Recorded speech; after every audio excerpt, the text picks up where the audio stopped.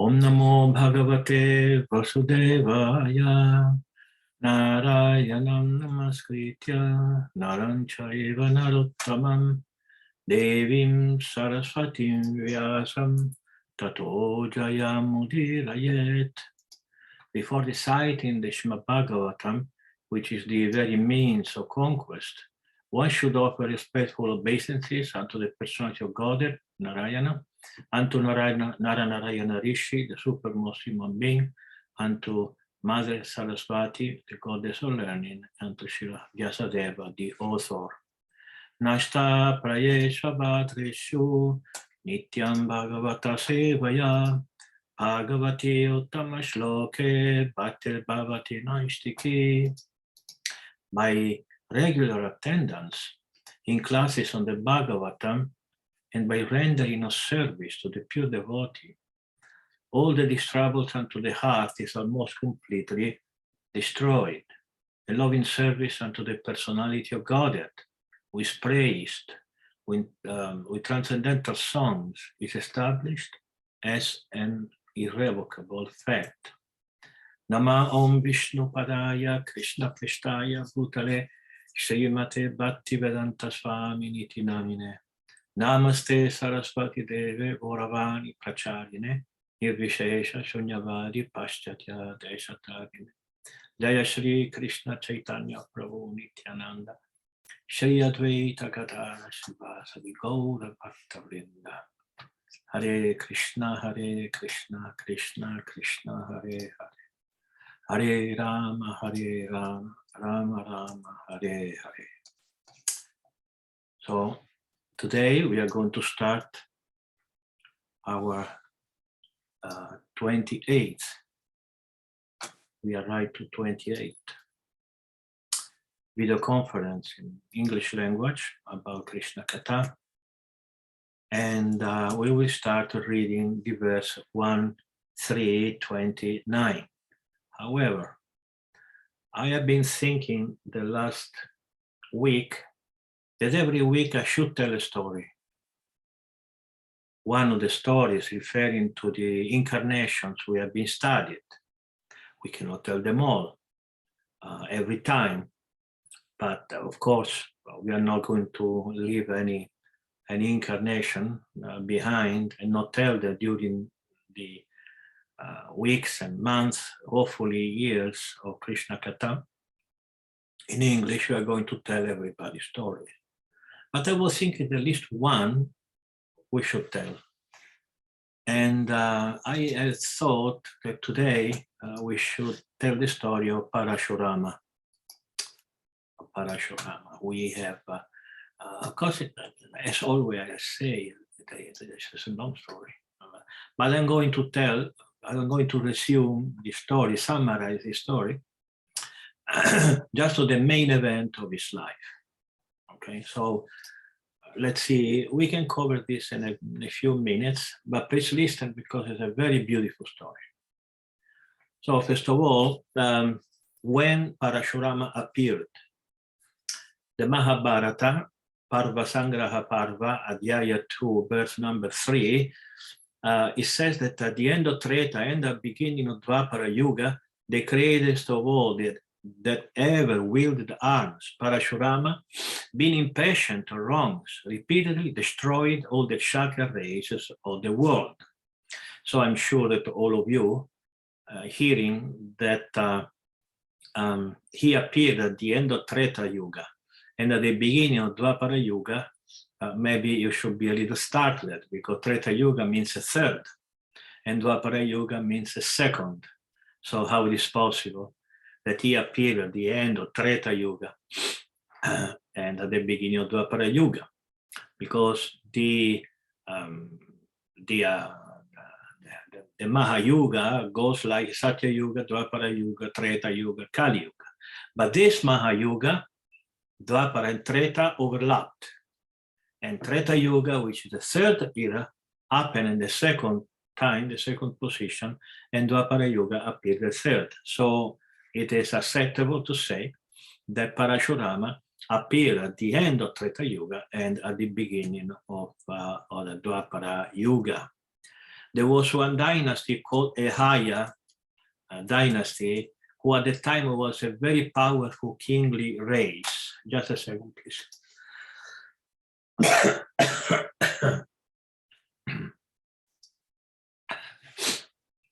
Excuse me.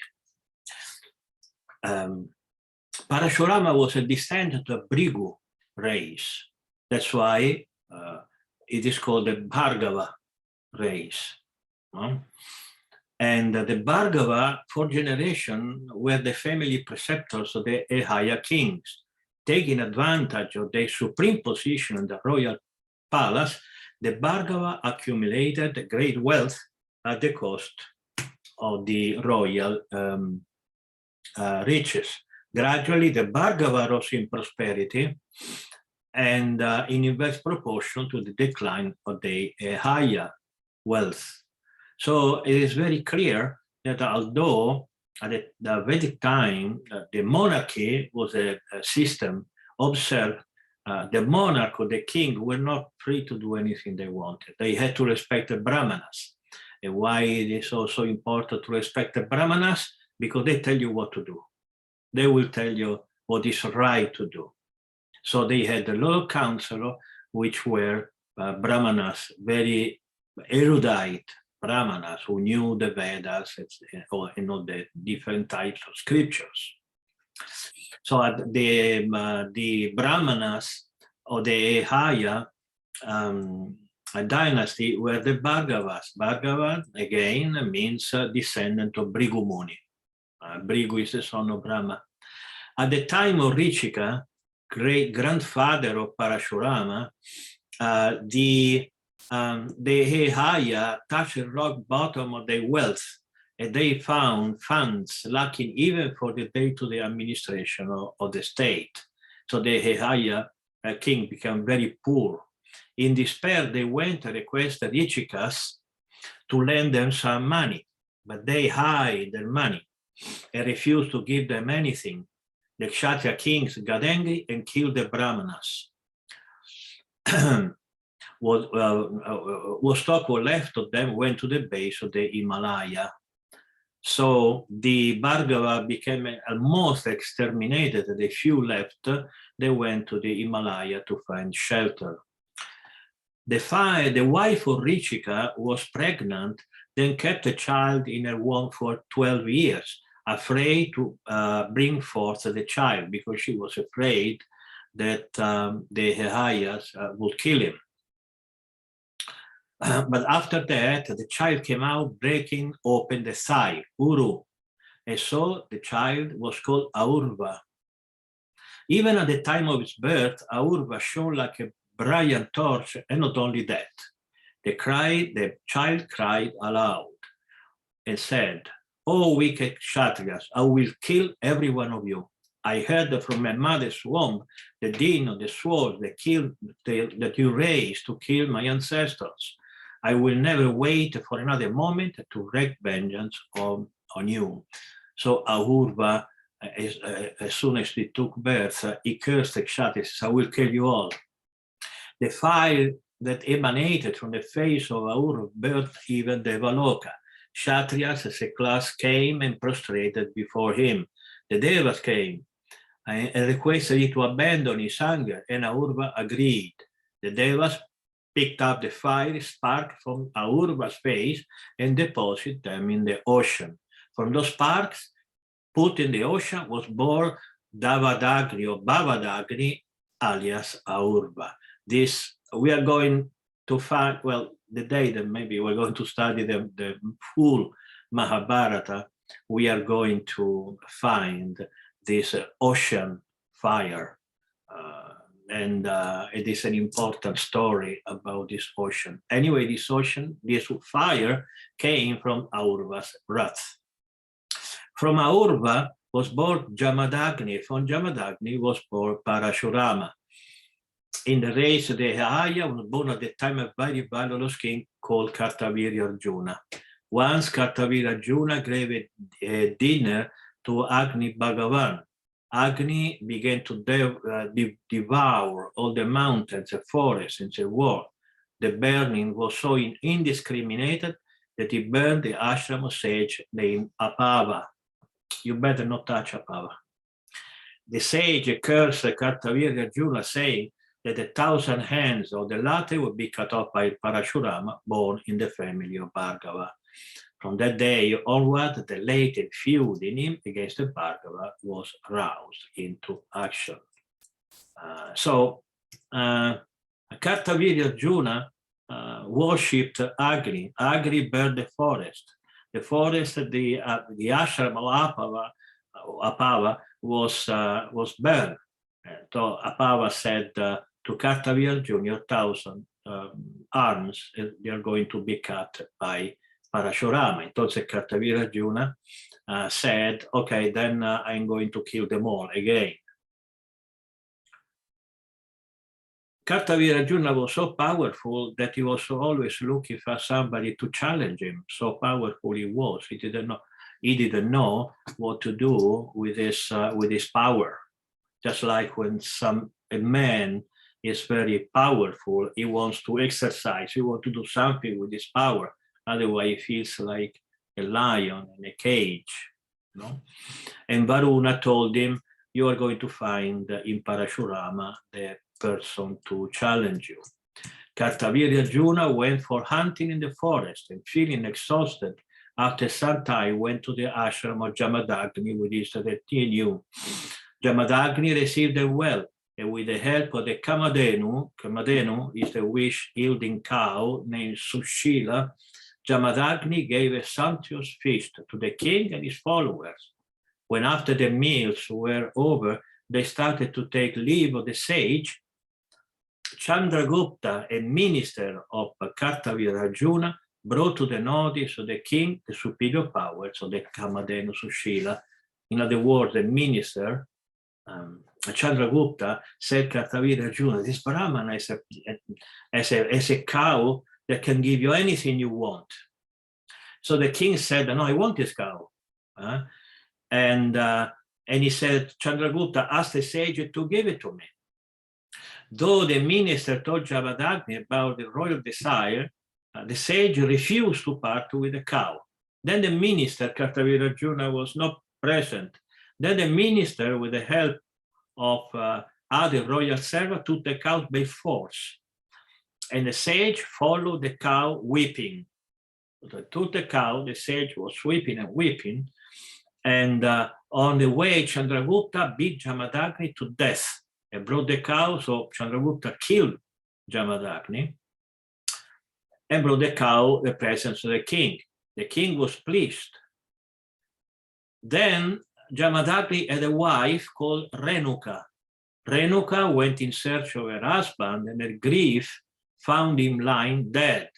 Renuka then wept, beating her breast 21 times. Oh, my dear husband, boom, boom, boom, 21 times. And by that time, her son Parasurama came there, and he declared that he would travel around the world 21 times. One time, each time his mother beat her breast. And to kill and exterminate the Kshatriya from this world. Then the dead body of Jamadagni was placed in a pyre, and they were singing Vishnu Gita, and then the Deva appeared and brought Jamadagni back to life by invoking the art of Marita Sanjivani. This is art of giving life to dead people that it is very known to those who read the Mahabharata. There's a whole big story about Amrita Sanjivani.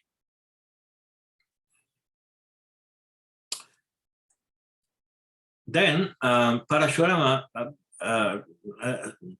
said, I'm going to kill Kartavira Arjuna. And then he killed Kartavira Arjuna was undefeatable, was just very powerful, but still Parasurama killed him, and many also, many others also. And then but the son, Surasena, that's called the son of Kartavira Arjuna, said, oh, your son killed my father. Now I'm going to kill his father. Then he went to the ashram of Jamadagni and killed him by chopping off his head. Parasurama returned from Mahendragiri at once and cremated the dead body of his father. Renuka, his mother, jumped in the funeral fire and abandoned her life. From that moment onward started Parasurama's fierce program of mass massacre of the Kshatriya. And this is how Parasurama's story began. I hope you enjoyed the story. Is there anything unclear about only about the story, because we leave questions after reading Bhagavatam verses? Is there any question about that? No. Okay. I just want to know something. Yes. Maharaj, Hare Krishna. I just want to know that, can we find this story at your online, because it was hard to follow so many details going by so quickly. I was wondering if I look for it on isvara.org, will I find it? Yes, the file that I was reading is a summary that I organized today for you. It is called Parasurama, Short Story of the Main Event of His Life. This is the title. There are many files about Parasurama, but you have to be subscribed to read it. Otherwise, you are not going to read it. And although I send free of charge a code to all of you, maybe one or two of you know, nobody is subscribed, but you did, so you're going to find this file, and you can read it. This and other files will tell you even more about Parasurama. I'm very worried that even free of charge things, you don't care. You say it's there. It takes maybe 20 seconds for subscription. Please do it. It's right now in our library we have a little more than 7,000 files. Not all of them are already put in the right area, but at least almost 1,000 you cannot read it. 1,000 documents at the present moment, unless you are subscribed, you cannot access the file. Okay, so Parasurama, short story of the main event of his life. This is where I read from while telling you the story. Okay, then let's start 1.3.29 of the Srimad-Bhagavatam. Guru Maharaj, permiso. Yes. Hare Krishna, receive my humble obeisances, please. Is a new subscription that I need to make, or because I have been subscribed for over a year? So is this another subscription? I sent you an email, a WhatsApp notice to all of you. I mean, to those devotees who I know that either they're giving donation, like you are giving a monthly donation, and Bhakti Rosaline is giving a monthly donation, or they did some outstanding service, like Bhatta Andy, who took quite some time to correct the Mahabharata, so I felt obliged. Not that he did it for any reason, he did it out of devotion, but I also felt by devotion and gratitude that it should have free access. And so I sent you an email with a code. Okay, that was that email. So those who are already subscribed, they have to repeat a subscription. Understand. You have to repeat a subscription, you put the code that you enter, and for 1 year, you have access to all 5 of Area 1, which is public, you don't need any subscription to see many files, and Area 2, you need subscription, otherwise you will not. And Area 3 is just mine, is the area that I use for writing my books, where I write my notes, and all these notes will become books eventually.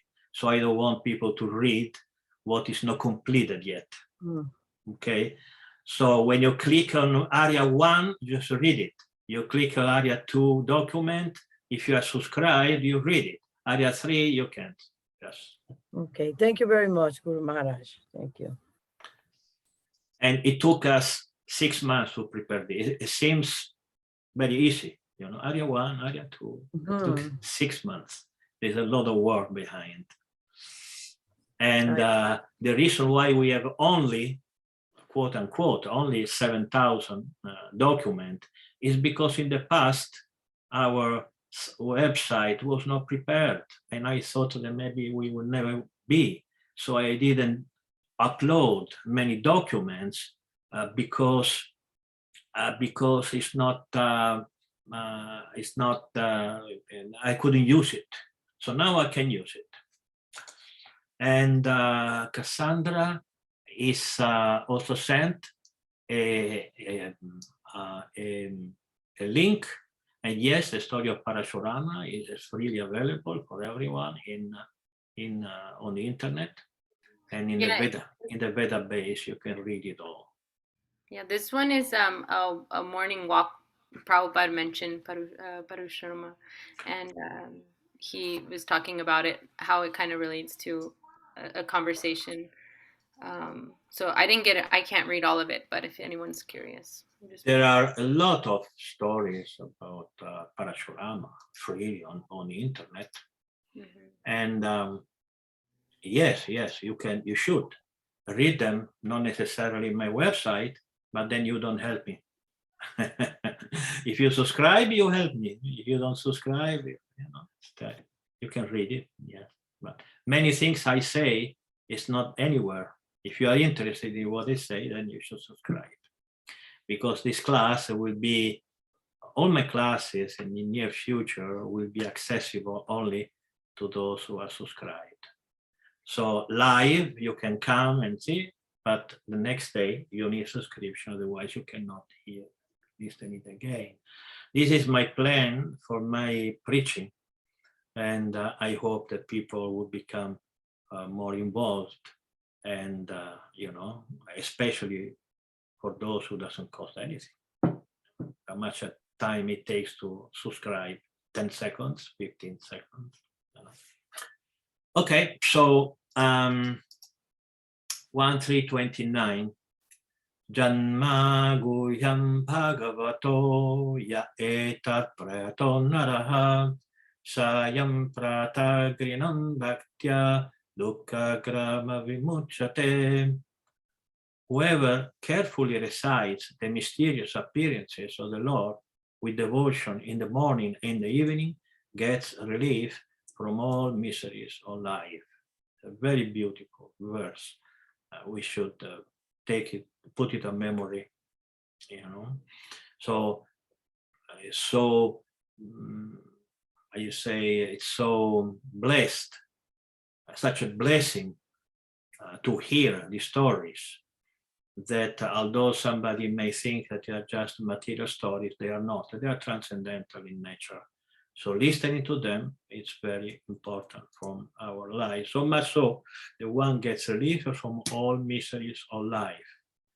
So I think Cassandra, please read the verse number 30. Yes. The conception of the Virat universal form of the Lord as appearing in the material world is imaginary. It is to enable the less intelligent and neophytes to adjust to the idea of the Lord's having form, but factually the Lord has no material form. Yes, the Virata Rupa is the form that we hear in the Bhagavad Gita, where Krishna shows his Virata Rupa, his universal form. So this form doesn't exist. The Lord only shows it when he wants to impress people and telling them, look, I am the origin and everything of everything there is. So he manifests the Virata Rupa. But this is material. He shows the material world. But Krishna is no material form. So, and he shows it just to adjust, so that the neophytes get adjust to the idea of the Lord have forms. But factually, the Lord has no material form. Please, number 31. Clouds and dust are carried by the air, but less intelligent persons say that the sky is cloudy and the air is dirty. Similarly, they also implant material bodily conceptions on the spirit self. Yes. So when there are clouds, we say, oh, the sun is covered by the clouds. But of course, there is no cloud big enough to cover the sun. We are covered by the cloud and not the sun. So, as they say, and also the air is never polluted. It's just that inside the air there is some pollution that we put. So material body conception of the spirit soul is never contaminated by the material energy. Is that we put our material conception over, not inside, but over the spirit soul. We have explained in the last weeks, I don't remember what video conference, I'm getting confused now, that the term upadi. Upadi means something above, something around, not inside. So we think that we are this material body. This conception covers the spirit soul, but the spirit soul never thinks to be a material body. So from the outside, one can see himself as a material body, but removing the upadi, then the spirit soul becomes free. And again, he remembers to be a spirit soul. Is that clear? Is that clear? Yes. Okay, number 32. Beyond this gross conception of form is another subtle conception of form which is without formal shape and is unseen, unheard, and unmanifest. The living being has his form beyond this subtlety, otherwise he could not have repeated births. Yes. This is also another very nice verse. So we have in the creation the material universe, okay? And this, we know something about that. Beyond that, there is another shape or another energy which is impersonal, which is made of energy. And this energy comes from the Supreme Personality of Godhead. And this energy cannot be seen. Just like we know that we are spirit soul, but we don't see spirit. We cannot see it. We cannot hear it. And it's unmanifested. We cannot see a spiritual light or a spiritual rays. So it is unseen, unheard, and unmanifested. A living being is made of this energy, and this is personal. So there is the material world, there is the impersonal energy, and then there is the personal element that is ours. So we have both the person and the energy. And the energy is secondary to the person. Because here, Sutta Goswami makes a very nice point, very scientific, very intelligent. Otherwise, he could not have repeated the birth.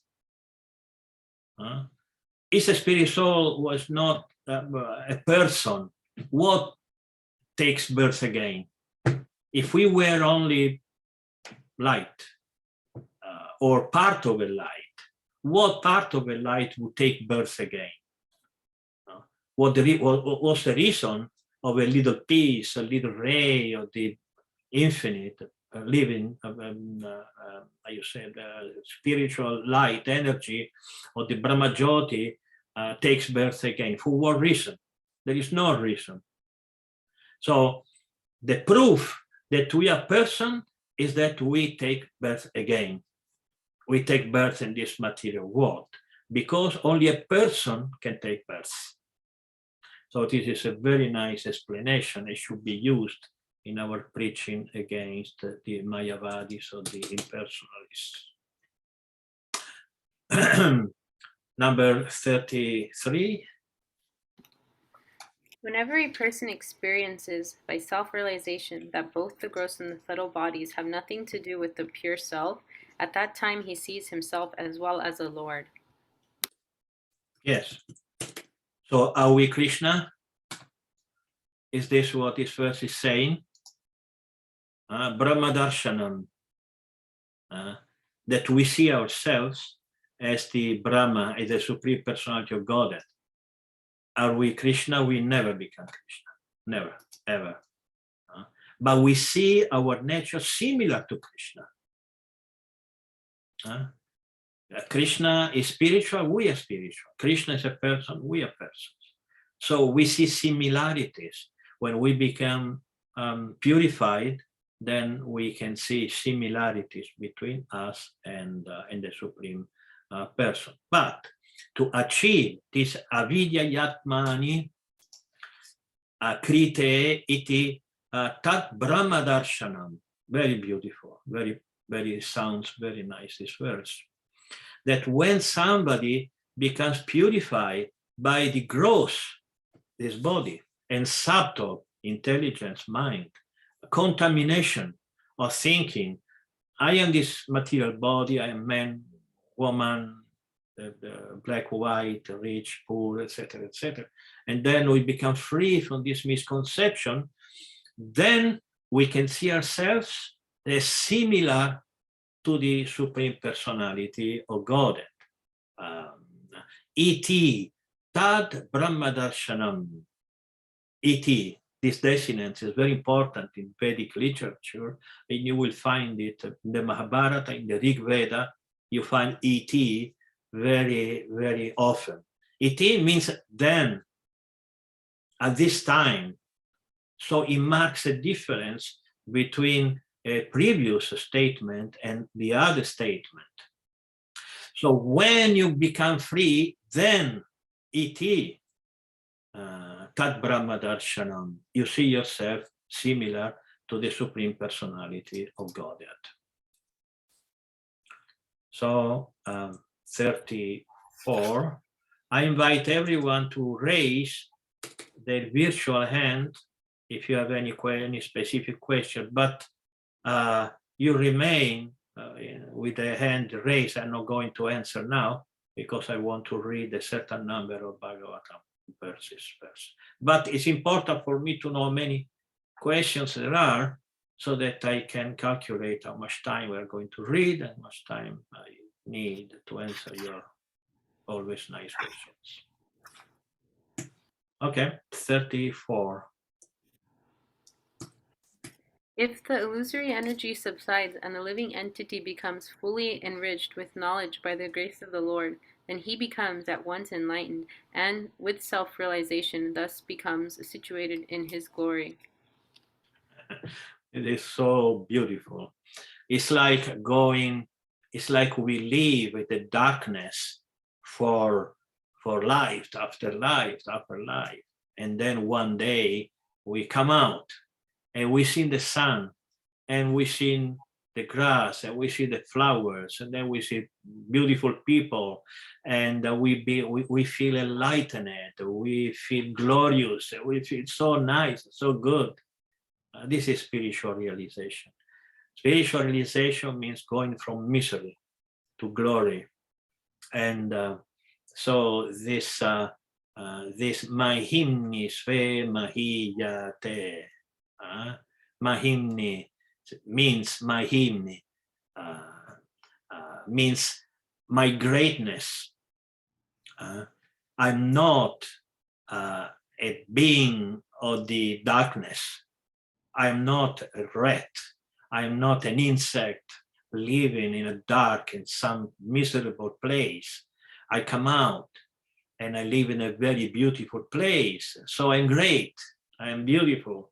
I am glorious. I'm intelligent. And now I understand things that before I thought that life was just eating, sleeping, mating, defending, but now I can see that there is much more in life. That there are happiness that before I didn't know that existed.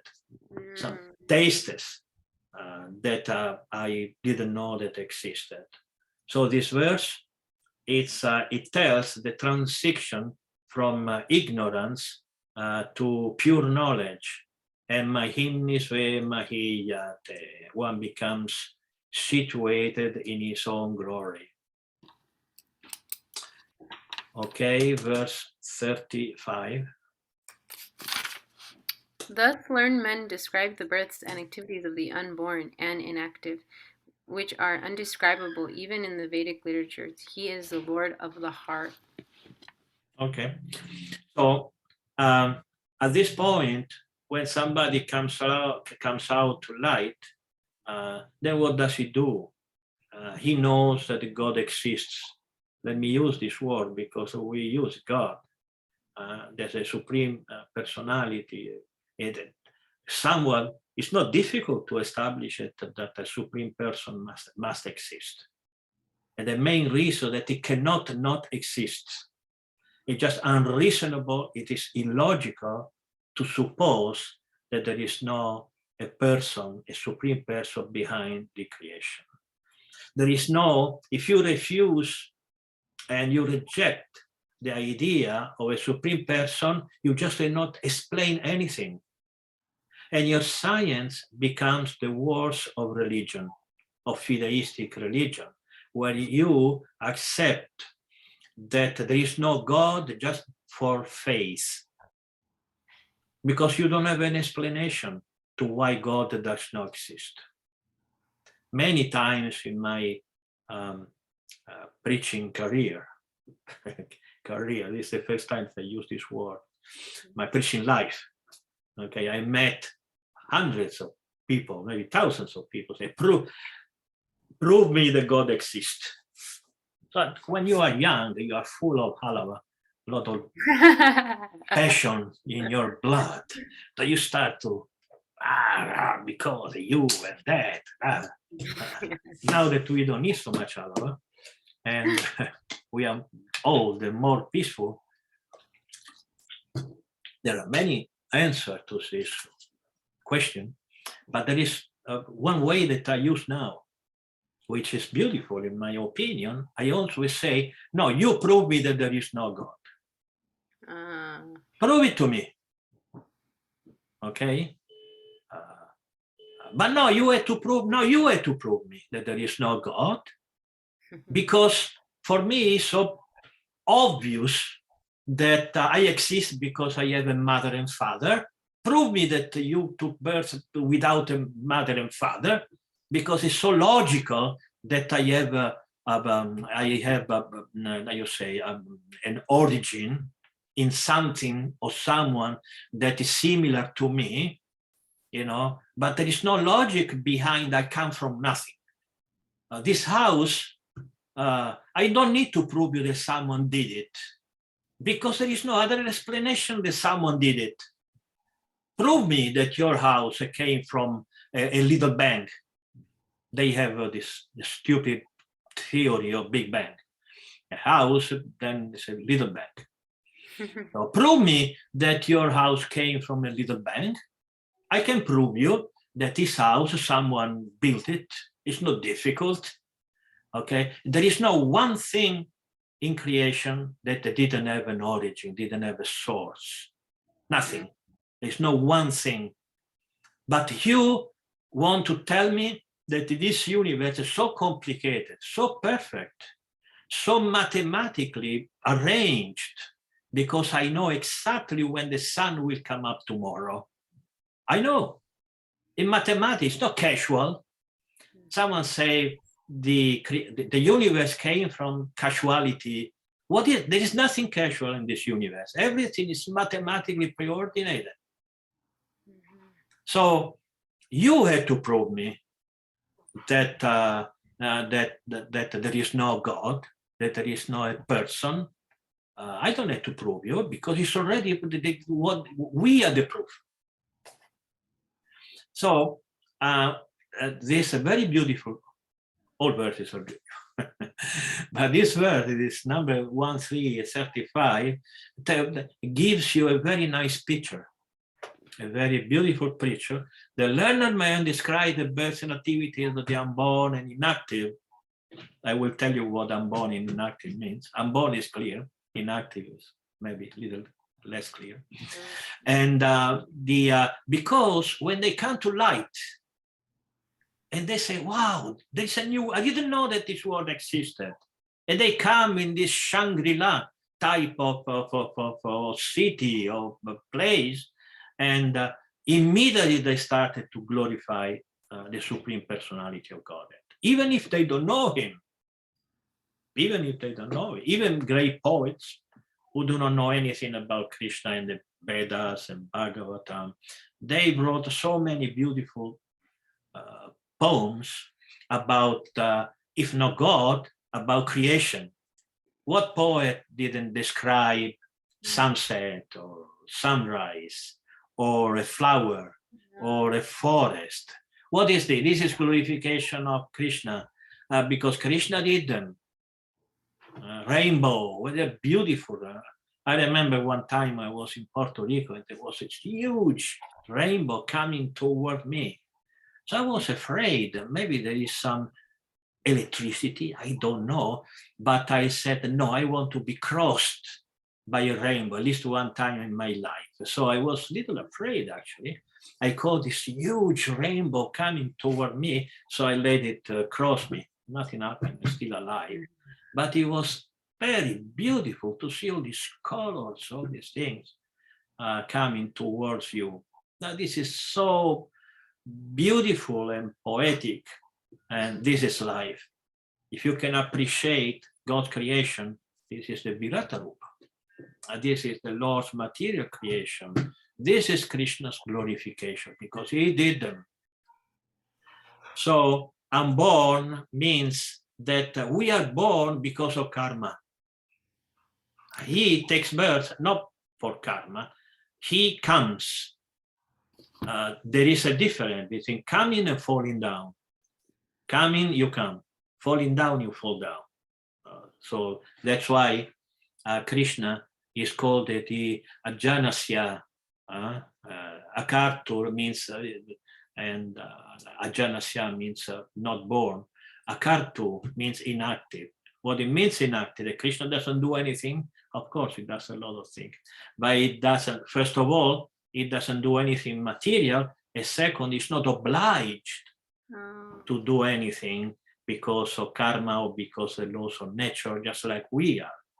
We are obliged to do so many things, and sometimes we are obliged to eat and sleep and drink, or we are obliged to do things because we need some pleasure, happiness, but he is not forced to do anything. What he does, he wants to do.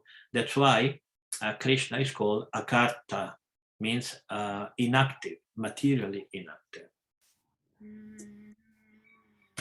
Okay, let's answer Bhaktin. We have two questions. So then we are going to take these two questions and let's see if we continue or not reading Bhagavatam verses. Bhakti Rosario? Thank you, Guru Maharaj. I want to go back to last week when I was asking you to help me understand the thing with the soul of the insects. And I thought about something that I learned from one of your books about Krishna having a dog in the spiritual world. So I'm wondering what about the jiva of that dog? Will that dog be always a dog, or is that dog, how is it that if there is a cycle of reincarnations from animal to human, how is it that that dog is still a dog? And please explain a little bit so I can understand. Thank you. Yes. Okay. So first of all, let's perfect your phrase. It is not that the dogs have soul. The dog is a soul that has a dog body. When you use the verb to have, that implies that you are something, you have something else. If you use the verb to be, you are the thing, and then you have something else. So the dog in the material world is never a dog. He has a dog body, just like you can drive one, I don't know, a small car, or I can drive a big car, but I never become small or big depending from the car I drive, because there is a difference. I have a car. I am this person, okay? So the soul, due to the level or the type or the quality of his consciousness, is forced to take a certain type of body, okay? So he has a body so that he can enjoy and suffer whatever there is to enjoy and suffer in this particular material body, okay? So in the spiritual world, it's different. In the spiritual world, there is no difference between jiva and body. It's the same thing, okay? One has a spiritual body, that is the jiva. Because this jiva in the material world is like a little spark. It's a spark. Right now we are sparks. The more we advance in spiritual life, the more the spark becomes to take a form, just like a seed. A tree, a seed of a tree. At the beginning, it's just a seed. You don't see anything. You don't even know what type of a tree that is inside. But if you continue putting water, sunshine, and the right land, etc., you see that slowly but slowly something will come out from the seed. So in our material life, we are a seed at this beginning to take a form, very gradually, and we start to not only to see something in our form, but also to feel something. At the beginning, we feel just spiritual because we are a spiritual seed. But then slowly but slowly, it can be fast. It's not necessarily slow, you know. Then you may starting to feel to be a gopi, or a guru, or Narada Muni, or a preacher, or this and that. You start feeling, thinking, willing like a spirit soul, okay? When this seed fully fructifies, it becomes a tree, then your material body, there is no more. You are a spirit body with all your characteristics, etc. In the spiritual world, you have your fully developed spiritual body. So why a dog is a dog in the spiritual world, a gopi? It's not better to be a gopi and not a dog, etc., etc. Well, you don't, it's like going to a fish and tell a fish, look, being a man is better. You know, why don't you be a better? But a fish tells you, no, I am enjoying being a fish. And you can ask him, why you feel that because I am a fish. Why you want to tell me that your position is better than mine? It's like telling Mata Yashoda, look, you know, a gopi is better than being Krishna's mother. Mata Yashoda will tell you, no, it's not better, because I am fully satisfied of being Krishna's mother. And so a dog in the spiritual world is a dog because he wants to be, he likes this position. And any form in the spiritual world is completely perfect. I know that you have the next question, that is, if a dog wants to become a gopi, he can become a gopi. Yes, he can become a gopi. Of course, he can. It's not that eternally somebody is obliged to be someone he doesn't want to be, but it's very difficult that the fish wants to be something else because he's a fish. Okay, but a fish cannot become a man, but a dog can become a gopi in the spiritual world. okay? So it's just that we have to understand how it works in the spiritual world, the meaning of the word svarupa. Svarupa. Svarupa means what you are. Sva means internal, su. Sva comes from su. Su means your own, what you are. So how it is possible that you are something, you want to be something else? But again, at the cost of bore you, if you want to be something else, why not? Krishna is full of dogs. If one dog wants to be someone else, of course he will let him do. But again, it's very difficult that someone from, wants to be someone else since he is what it is. Okay. Thank you very much. Thank you. And I think Cassandra.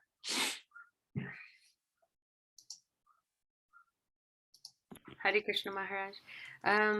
So with text 34, when it says, well, we just read it. So my question is that, so with like the Mayavadi, they would just stop at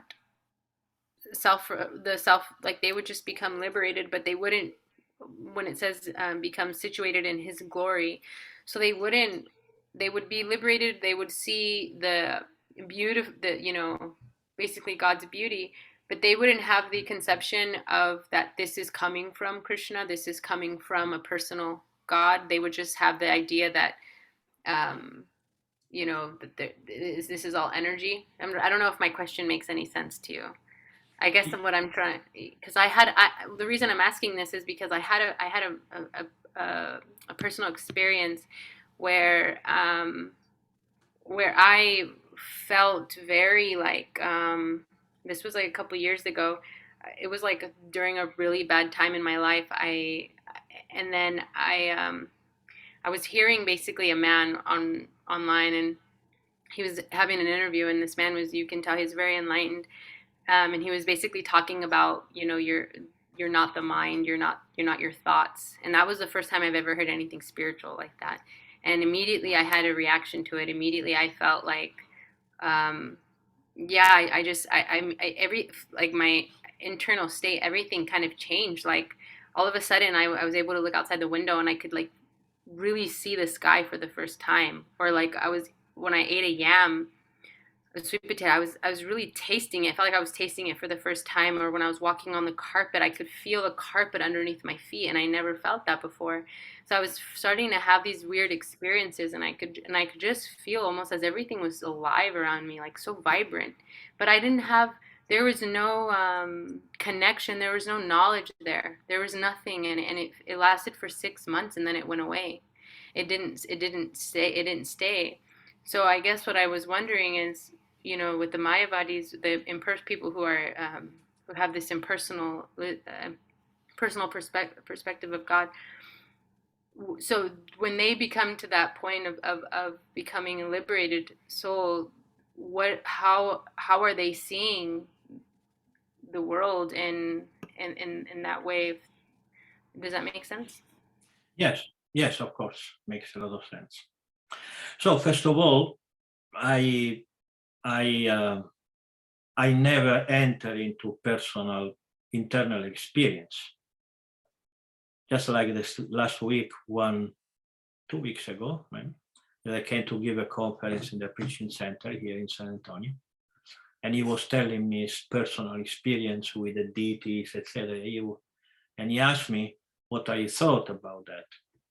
And there is nothing I can think about, because I'm not in your heart, I'm not in your mind, I'm not present. It can be anything, and it can be just speculation, or maybe you're dreaming, or maybe you're trying to cheat me, or maybe you actually had some experience, and so I cannot say anything specific. However, it is a fact that we, in our life, we go through several types of experiences, and we can categorize these experiences. And but the categorization of these internal experiences can be done after you are advanced in spiritual life.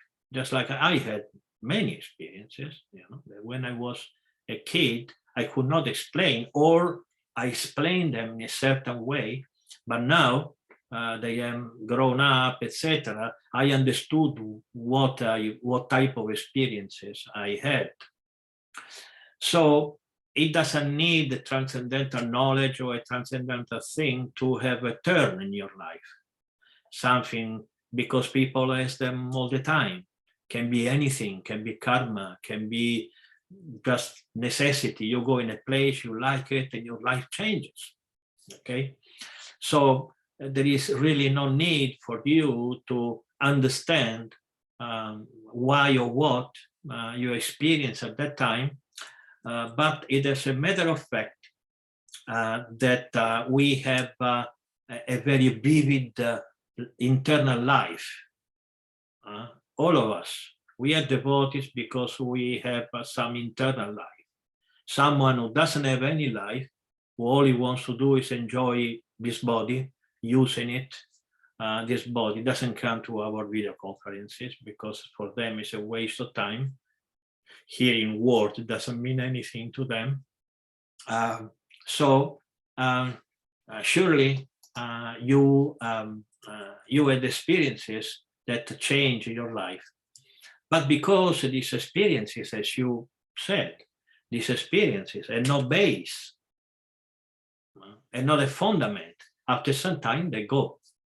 Because these experiences are in the realm of material emotions.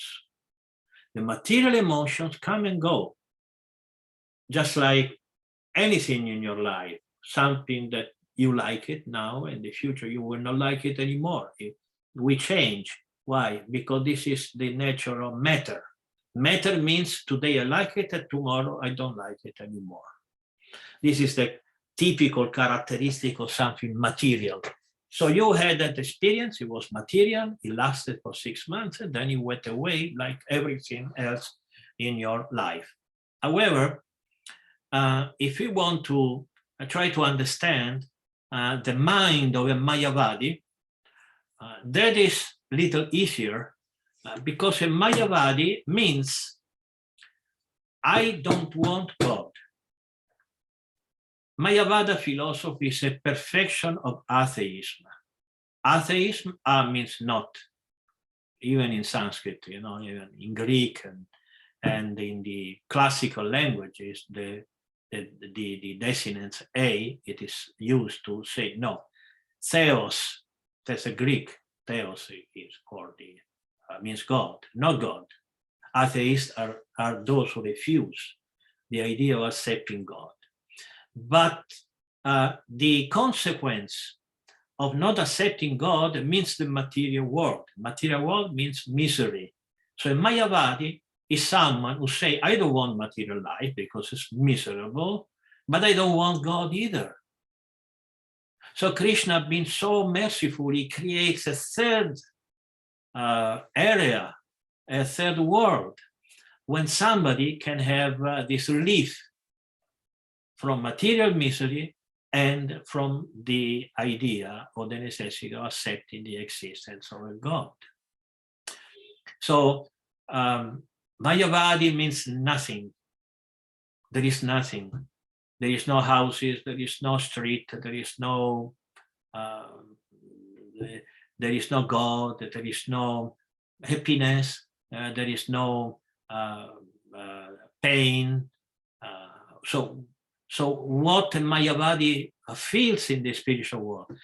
Mayavadi feels the absence of pain.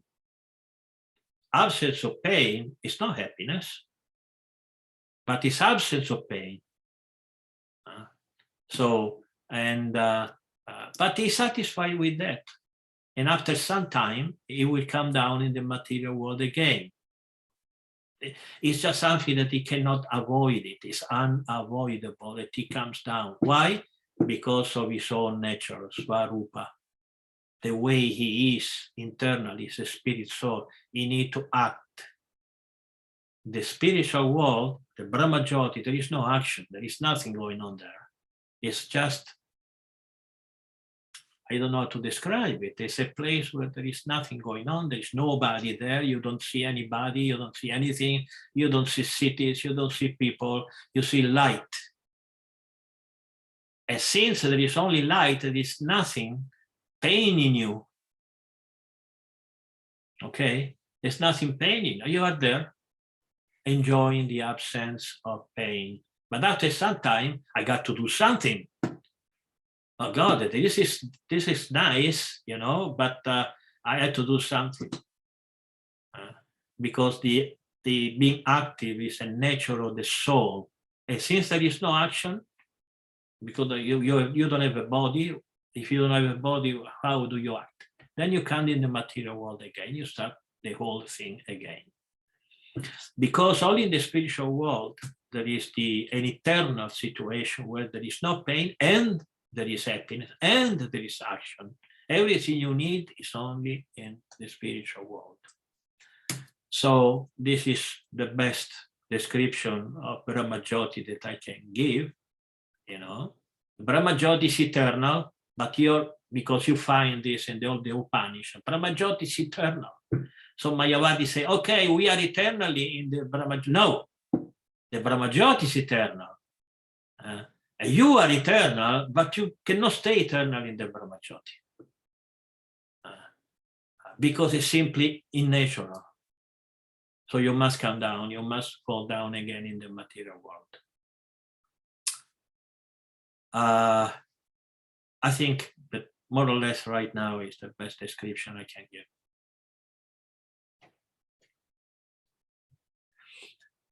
Okay, Bhakti Rosalind.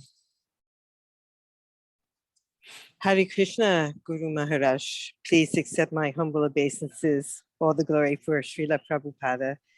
I'm a little bit confused about manifest and unmanifest activities. I was reading about them also in the Brahma Samhita, and I think there was mention of Goloka and Gokula, which also confuses me. I think one is the spiritual world and the other is the physical world.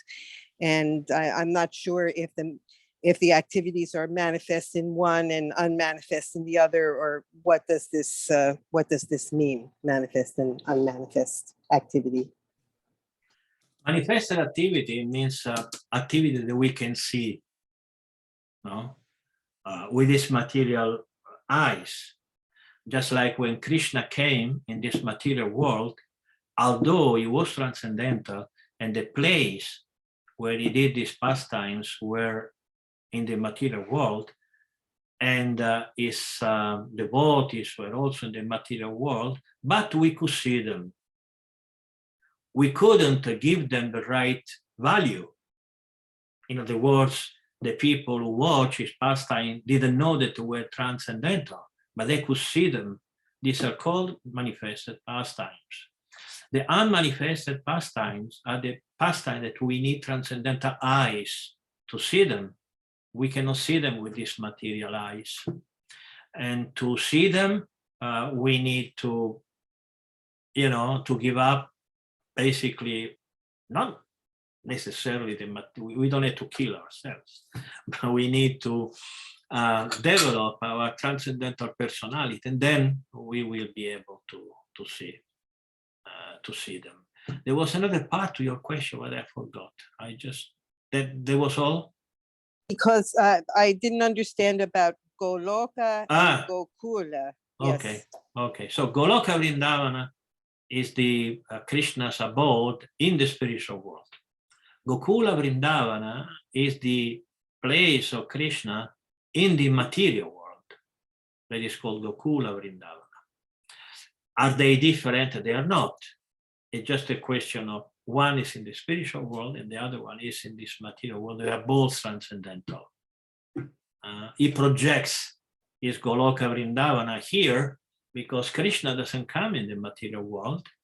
So he brings his place in the material world, in the material world, so he can do the pastime, and we can see them. We can see Gokula Vrindavana pastime, but we cannot see the Goloka Vrindavana pastimes. So why Krishna wanted us to see his pastime. That's obvious, because he loves us. And he knows that the only way we can get purified is by watching, thinking, describing, repeating his transcendental pastimes. So he came and he did them. Now we have something to talk about. Otherwise, what you're going to say about the Brahmajyoti? How many minutes we can describe the Brahmajyoti? But how many hours, days, weeks, years it takes us to tell the Mahabharata or the Ramayana or the Puranas or the four Vedas or all the Upanishads, all the Bhagavatam, all this. It's not enough one life. Or even what to say about what is an unmanifest activity. I mean, how can you describe the unmanifest? Yes, Krishna can. Yes. Yes, correct. That's why Krishna manifests his activities because he's very merciful. And Krishna, our culture is so vast. I mean, there's so many incarnations, and everyone has a big story. You know, I tell you, I told you the story of Parasurama, okay? But this is just a drop, I can tell you. You can talk about Parasurama for weeks. So many pasta. You find Parasurama in the Ramayana. You find Parasurama in the Mahabharata. You find Parasurama in so many Puranas and stories of all kinds. You know, just one incarnation. And so, how many incarnations Krishna has? Who knows how many incarnations Krishna has? Tell me a number. If you don't tell me a number, we're not going to proceed. They're unlimited. As Aren't they? many as the Infinite. waves of the ocean. Martin Rosario is a pandit, great erudite. As many waves there are in the ocean. How many waves the ocean has, you cannot count them. It's infinite. No beginning and no end, because this is what eternity is. Eternity means no beginning, no end. So how many incarnations Krishna has? There is no beginning, there is no end. They always come out anew. We know Parasurama, but maybe we have billions, trillions of something similar to Parasurama in some other planet, in some other dimension, who knows what. So we must be very proud to be part of this such a beautiful and deep, any good adjective you can invent, culture. Thank you for your excellent explanation. Thank you. Dr. Andy, Daddy is taking care of his son. Hare Krishna Maharaj, please accept my humble obeisances. All glories to Srila Prabhupada. Hari Bol. I have to try and ask my question as quick as I can. I had a question regarding tapasya, or austerities.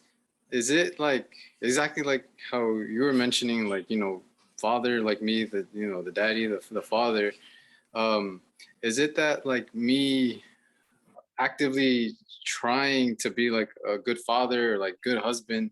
In a sense, it almost feels like an austerity. And is it like, it's not that like it almost feels like an austerity. So I've also heard that like the equivalent for us of like the yogis, like meditating in the Himalayas is just doing japa. Like even right here, like doing japa here in front of the altar can be seen as like the equivalent of like a yogi meditating in the Himalayas. It's like the same for us. So I guess my question is it, does it make sense for me to view my life and things like going to work and, you know, taking care of Oliver, you know, changing his diaper, whatever the case, is it okay for me to see that as like an austerity and it's like something that's actually helping me grow spiritually? Because right now I feel like I'm just seeing how mundane I have, like the vision that I have is just very mundane. And so are these spiritual activities? Are these austerities, or is that not quite right? I don't know if that makes sense. Yes, it makes sense. Makes sense, and very, I think this is a very important, actually, question, because we had to understand that not just philosophy, but how to live it, how to live this philosophy. Because obviously, when we preach about philosophy, we think that the only way to live a Krishna consciousness is to go in a temple and give everything up, give the family, and becomes a brahmachari or a sannyasi or something like that, but it's not. And I will say something about this point. There is one word in our culture which is very important, which it is very difficult to translate because it doesn't mean anything specific, but it's a philosophical concept.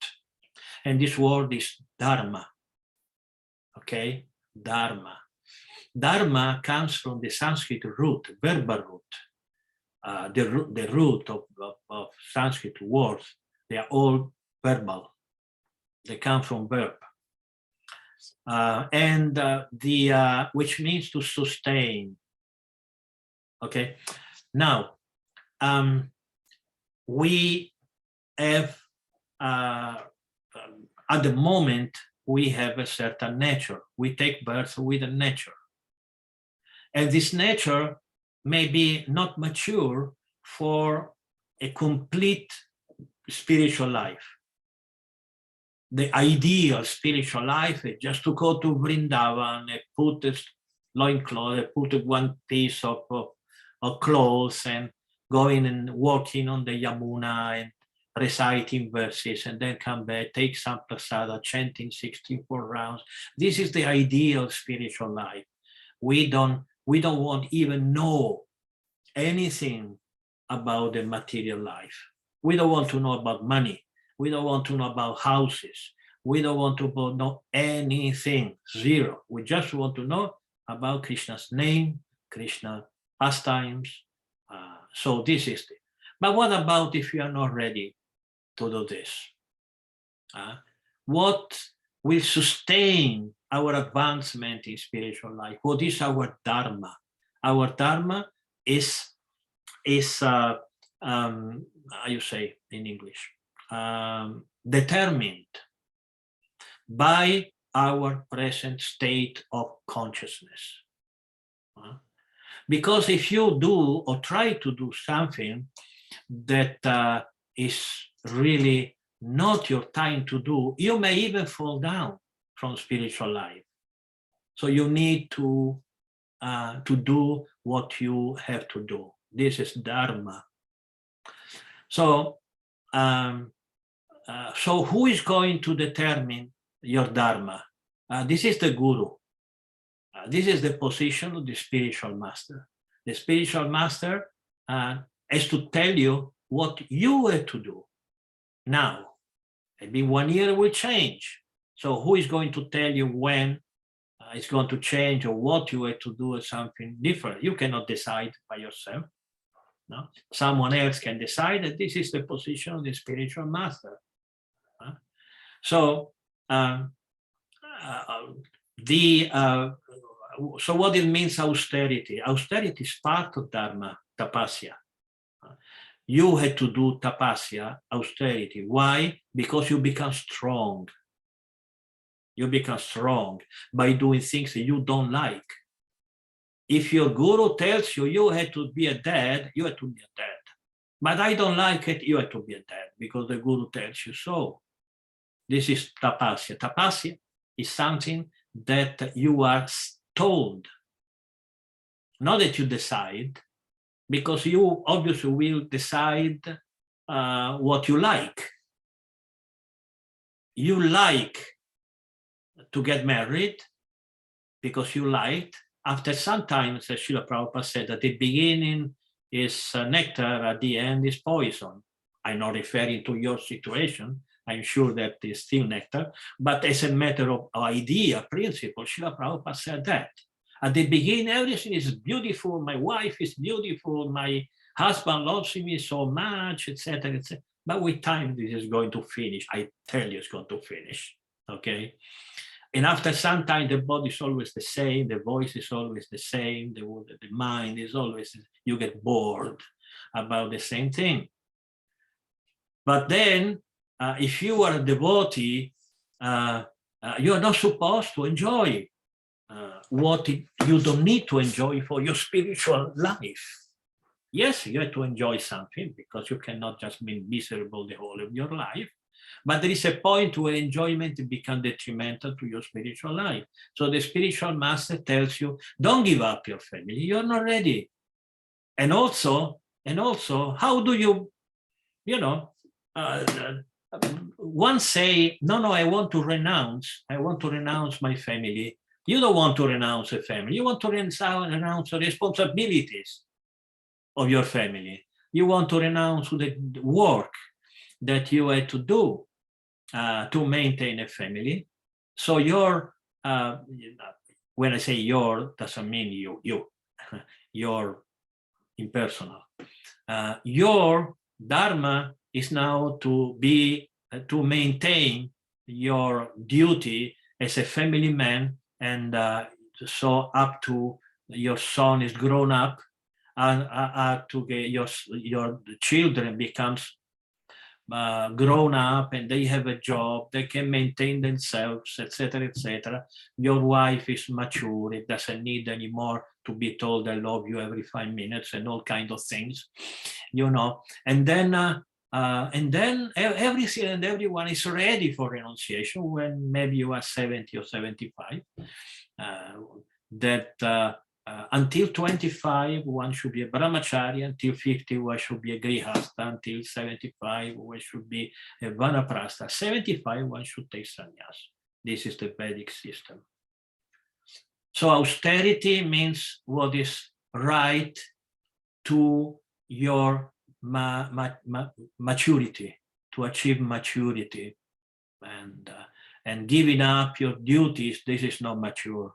This is actually very childish, and although you can disguise your refusing responsibility as a sense of renunciation, actually you are not renouncing.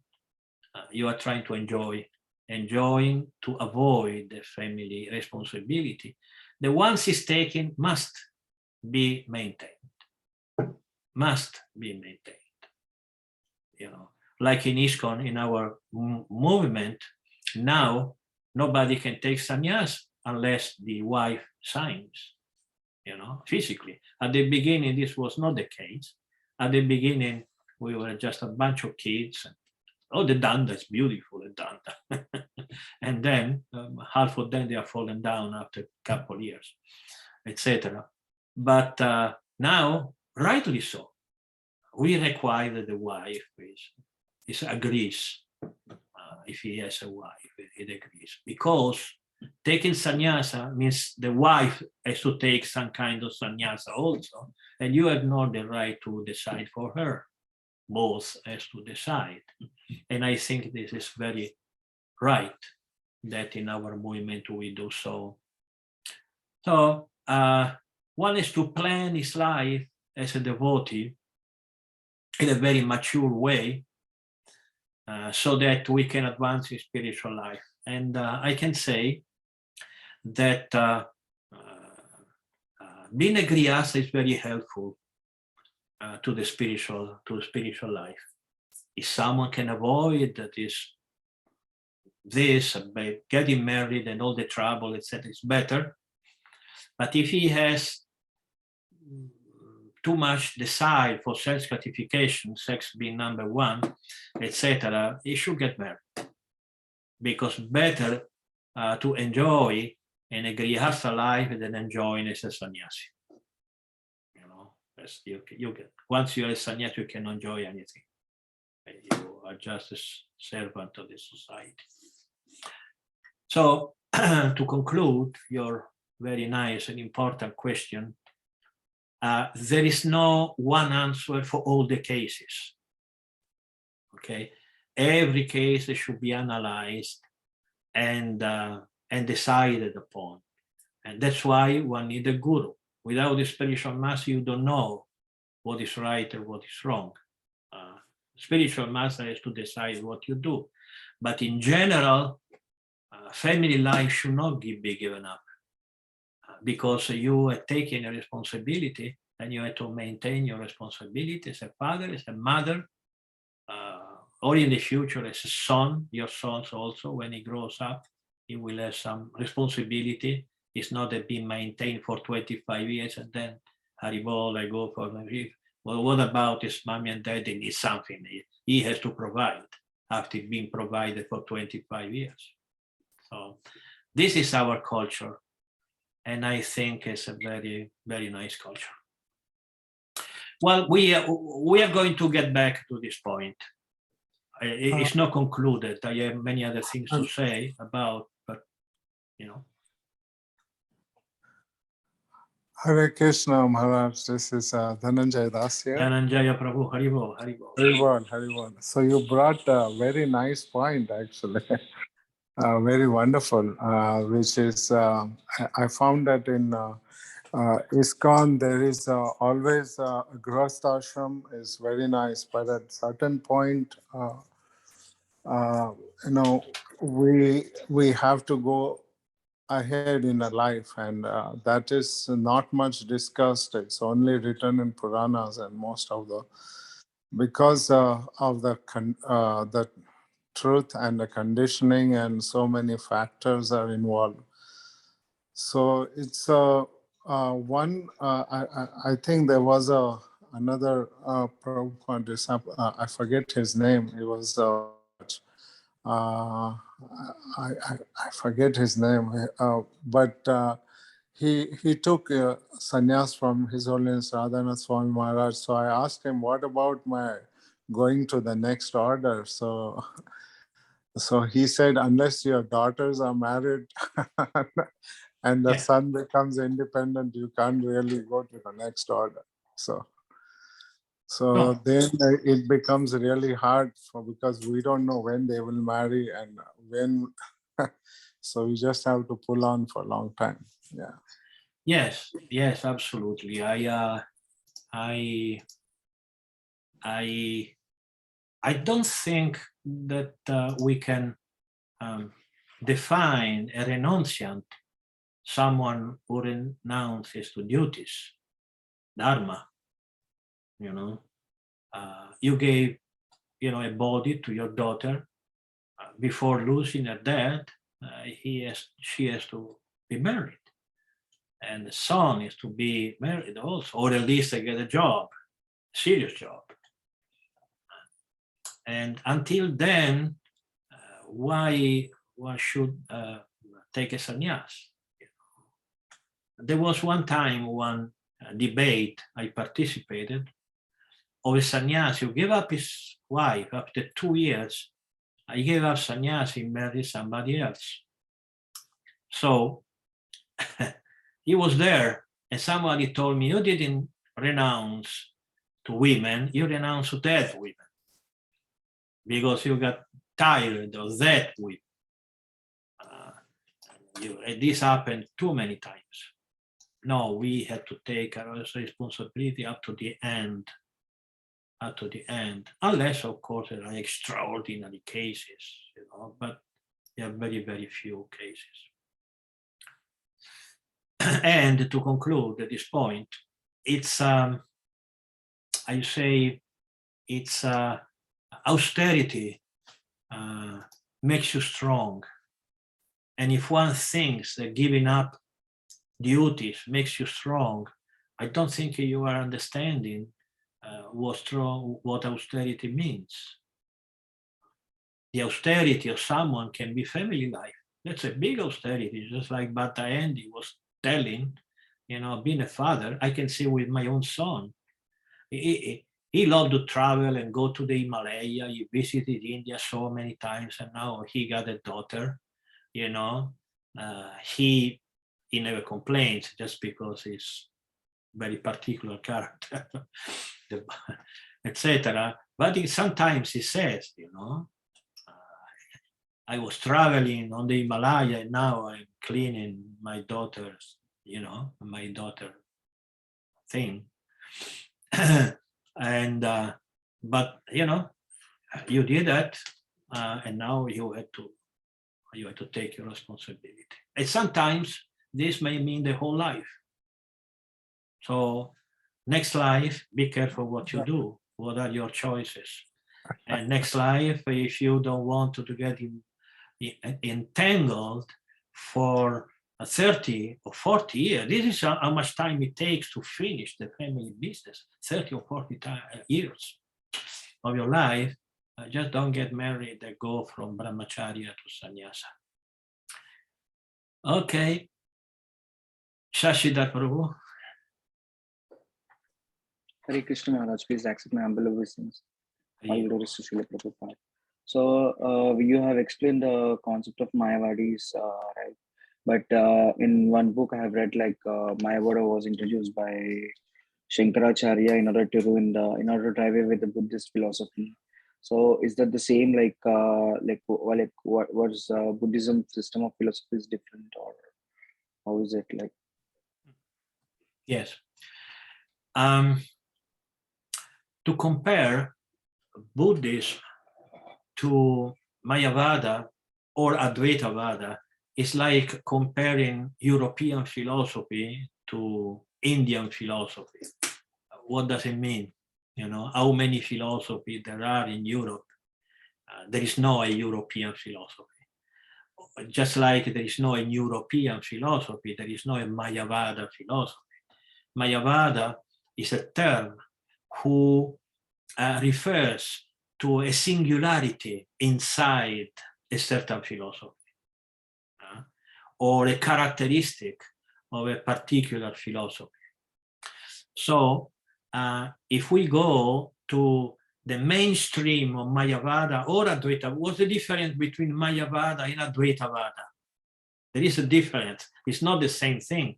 Although Srila Prabhupada sometimes he refers to Mayavada and Advaitavada as being the same, just for the sake of simplicity.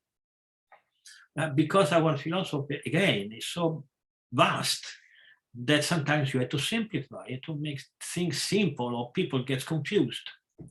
So Mayavada means nothing exists. Maya. Ma means not. Ya means this. Just like neti, na iti, na means not. Iti is the same thing. Maya or neti means the same thing. This does not exist. This does not exist. Does not. This is Mayavada. So Mayavadi are those who refuse the differentiation, not the existence. Mayavadi do not refuse or do not reject existence, but differentiation. They say that everything existence actually is made of one singular energy, which is the Brahman. Be careful, Brahma and Brahman are two different things. Brahma is masculine, Brahman is neuter. So masculine refers to a person, Brahman means to something, neuter means something. So Mayavada philosophy means there is no differentiation in the creation. Okay, Advaitavada means something very similar, but not exactly the same, because A means not, Dva means two.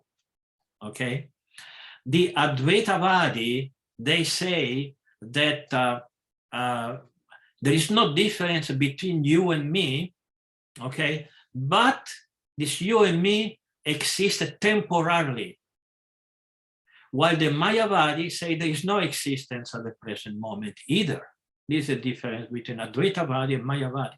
But of course, if you study this, the philosophies, you see many other differentiation between the two, but this is the basic idea.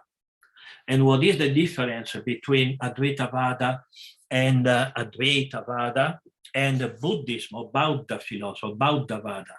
Bauddha means Buddhist philosophy. Well, we have several Buddhas who says several things, different things. But the Buddhism we know is that it's not even religion, because Buddha never spoke about God. He never said that God does not exist. So he was not an atheist. His philosophy was not atheistic, but he never spoke about God because there was no need to talk about God. So Bauddha Vada says that nothing exists. Nothing, zero. What is the difference between zero is one, Advaitavadi and Mayavadi? They say that there is one thing, Brahman, the spiritual energy. Buddhists say there is no spiritual energy, nothing is existing. Okay? Namaste Saraswati Deve Gauravani Pracharine Nirvishesha Shunyavada. Nirvishesha. Vishesha means specificity, and nir is another negation. Okay, nirvishesha, that's Mayavadi or Advaitavadi. Nirvishesha is another type of a word they're referring or indicated is that. And Shunyavada, Shunya Sanskrit means zero, void. So the Srila Prabhupada came in this material world to defeat Nirvishesha and Shunyavada, means Buddhism. Buddhism means zero, there is no existence. And if you go deep in these philosophies, you see that there is a lot of difference. They start very close, 1, 0, and then they go astray, one, it becomes a very particular, peculiar philosophies. I spent quite some time of my life trying to understand what they say, and it's very different from our philosophy. It's like saying, atheism and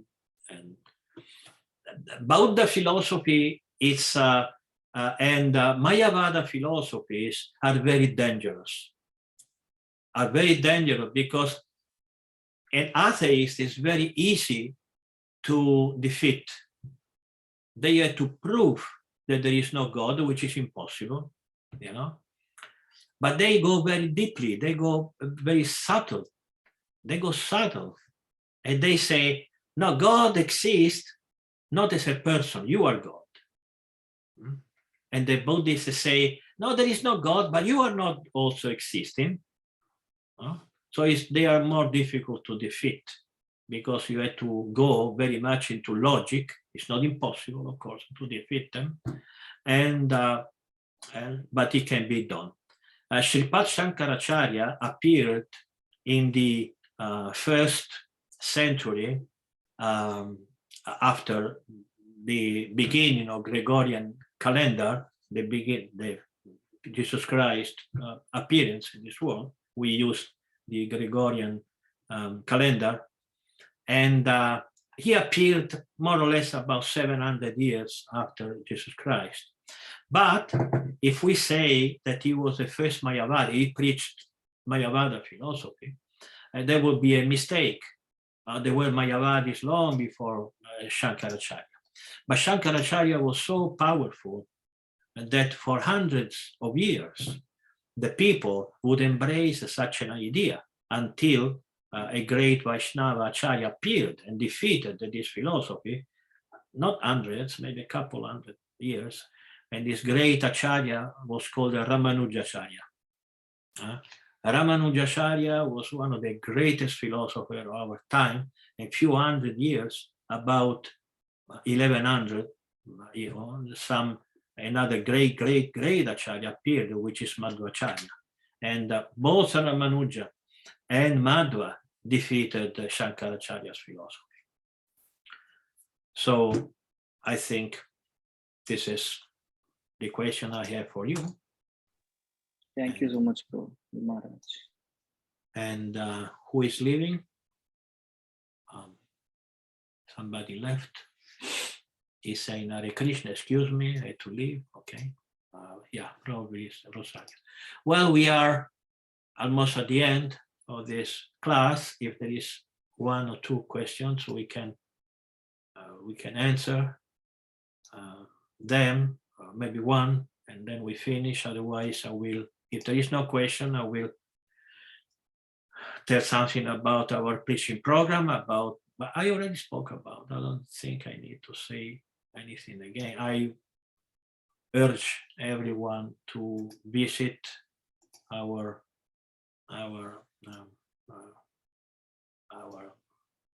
website, which is this one. Don't miss. At the present moment, there are only 7,018 articles. They will raise, become 100,000, more than 100,000. You can find anything there. And subscribe. And yeah, basically that's it. Okay, no more questions? Okay, so I invite everybody who speaks Spanish. Tomorrow I'm going to have my class in Italian. We have an Italian devotee present here. It's very late at night, and for him to be here at this time is very heroic. I thank him so. I like so much to see him present. And I had to answer your email. I will tomorrow. And then Saturday we are going to have our conference in Spanish. Now we are having 3 video conferences every week. Thursday English, Friday Italian, and Saturday in Spanish. Okay? Thank you very much. All glories to Srila Prabhupada. Hari Hari Bol. Hare Krishna, Hari Bol Maharaj. Maharaj. Hari Bol Maharaj.